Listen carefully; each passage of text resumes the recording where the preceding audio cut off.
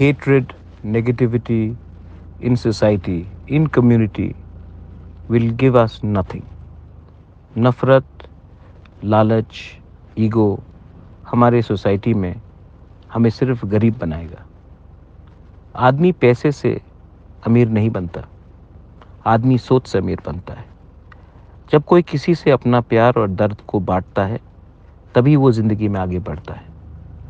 मैंने देखा है कि धर्म के नाम में 25 तारीख को लोग अपने तिपरासा को ही तिपरासा से लड़ाने की कोशिश करेंगे। जैसे मणिपुर में भाई भाई ने एक दूसरे को मारा है, वैसे ही त्रिपुरा में सिचुएशन करने की कोशिश करेंगे।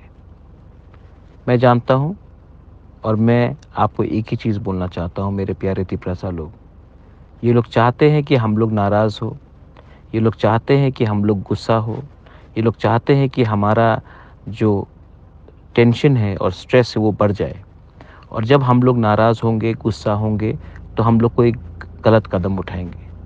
मैं नहीं चाहता हूँ कि आप कोई गलत कदम उठाओ, क्योंकि हम लोग अगर अपना दिमाग को ठंडा रखेंगे, शांति रखेंगे, तो ये लोगों का प्लान फेल होगा।